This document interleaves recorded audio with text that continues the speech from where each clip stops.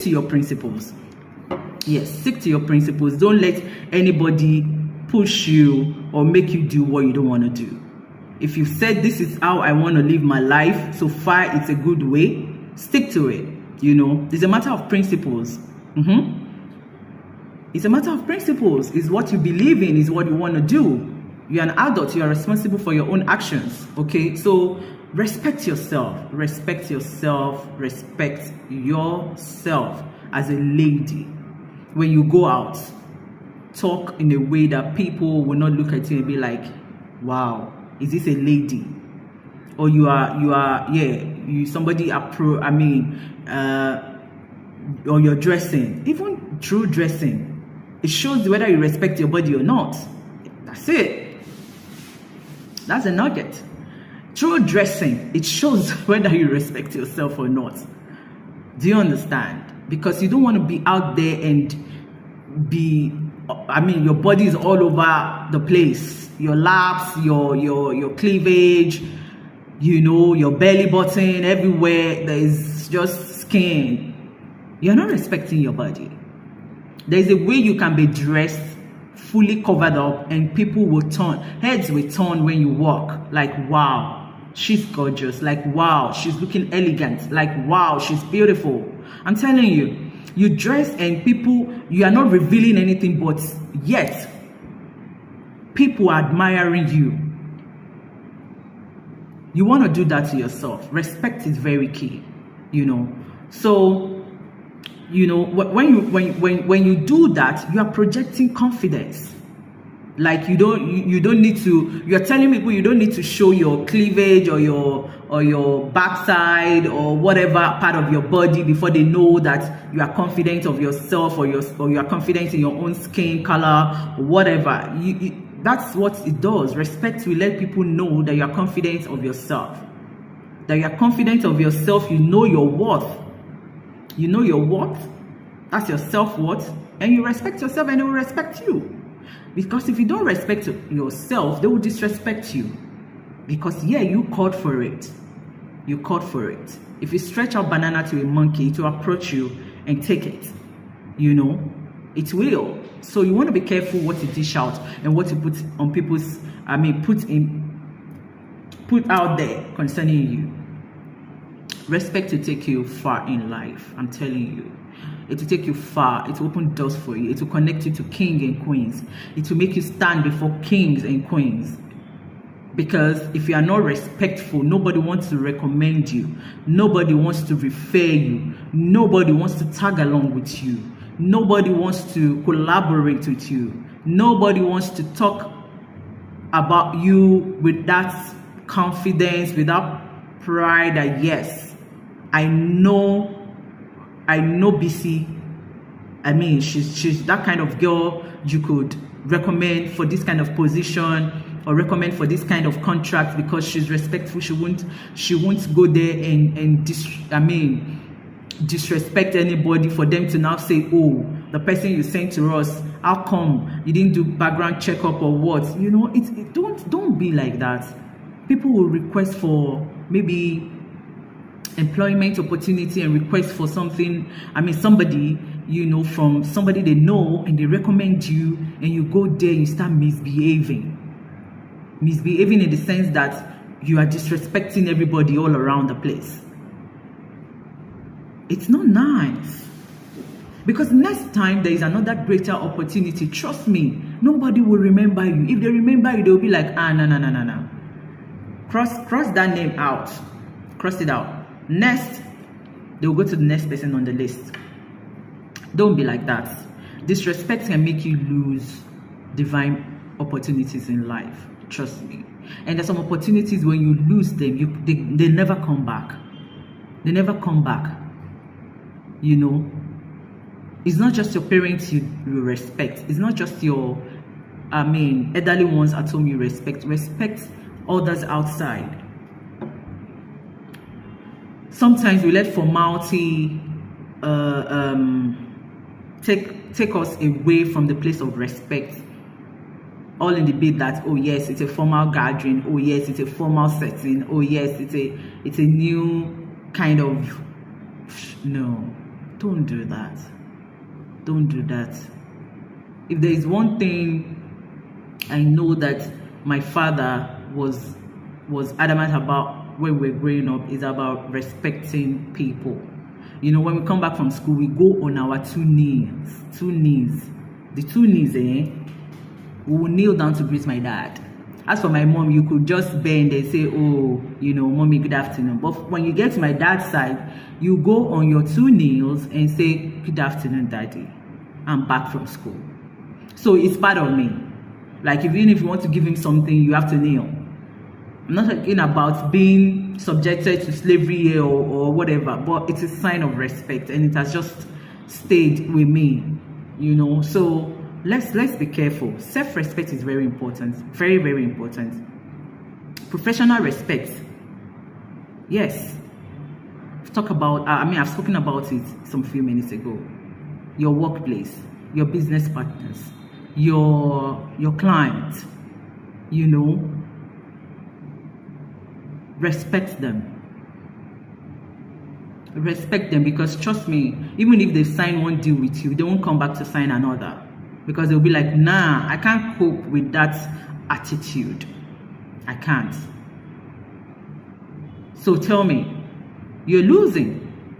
I know a number of vendors that I've cut off from. Like, no, after all, I'm spending my money.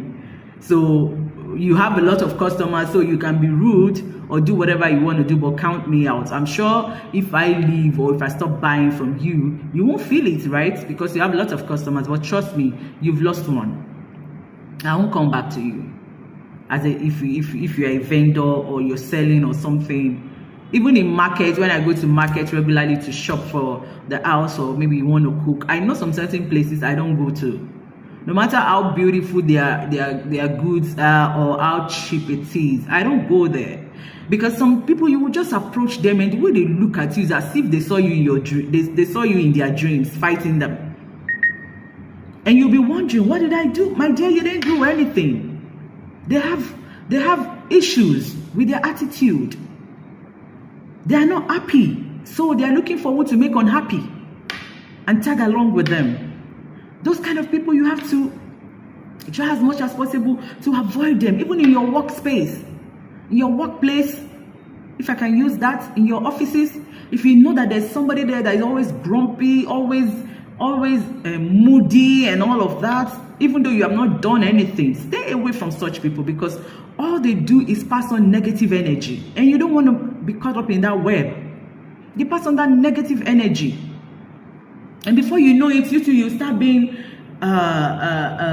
you know, I don't even know the word to use. Try as much as possible to avoid them. Fine, probably because of work, you might be in the same department and everything, but you have to limit your communications with them. Your interactions with them, you have to limit it. You have to watch it. You watch it, you limit it. You are careful and conscious of how you deal with such people, because they're going to make you feel as if you are the one with the fault. Meanwhile, it's not you, it's them. Because some people are just born naturally, how will I put it? I don't want to use words on socials. They are born to just make life miserable. You know? Because I don't know why you can't stand people being happy. If you can't stand people being happy, then you need to check yourself. You need to check yourself. You can't stand where there is a good energy around, everybody is just happy and flowing with each other. You have to come and say something that everybody will go back into their shell, or just keep quiet and not talk for the rest of the day, or just feel bad about themselves, like, maybe I'm not worth it, maybe I'm not this, maybe I'm not doing good, maybe I'm not doing well. No, it's not you, it's them. So try as much as possible to avoid such people. Try as much as possible to just deal with them formally. We have to do this. You do the pam pam pam pam pam. You are off. You're out of their space. and you out of there quick. You know, I mean, such people, we just have to pray for them, you know, because sometimes it has to do with background, upbringing, and all of that. It has to do with a lot. Upbringing, background, parenting, you know. So we can only pray for them. We can only pray for them. But, you know, like they say, once bitten, twice shy. That kind of person, if you have that kind of person in your space, and it's not once, it's not twice, the person has made you feel less of yourself, has disrespected you, and doesn't even, feel or accept that, yes, I'm being disrespectful. You really want to try as much as possible to cut away from such people. And like I said, if you can't cut away from them because you have to work together, then you must be straight with those kind of people. No joking around, no joking around, no extra talks and things like that. You're straight to the point. We need to do this, you get it done, you move on, you know. So far, like I said, self-respect, professional respect, you know, cultural respect, respect culture. In my culture, you kneel down for the elderly people or people that are older than you. In my culture, you don't call your elderly ones by name. We don't do it in my tribe. I know some tribe, no matter how old you are, your younger ones can call you by name, but you can't dare. Hey, for my Yoruba people, you can't dare it. We don't do that in my tribe. I'm not condemning the tribe that does it, but it's culture. So you respect it. Respect culture. Whatever culture norms that you grew up with, or you are growing up with, study it. Don't abuse it. You could be calling somebody with respect, like maybe auntie Funke or auntie Rose, and you don't respect that person. That one too is part. They can call you auntie or whatever, Mrs. and they won't respect you. Meanwhile, some will call you by name and they will respect you. That's why I said respect culture. And the fact that you're calling the person by name doesn't mean you should see yourself at the same level with that person, especially if that person is older than you, or a senior colleague, or your uncle or your auntie. You want to respect them even if you call them by name, as permitted by your culture. But respect culture, okay? Respect other people's culture as well. We must embrace diversity.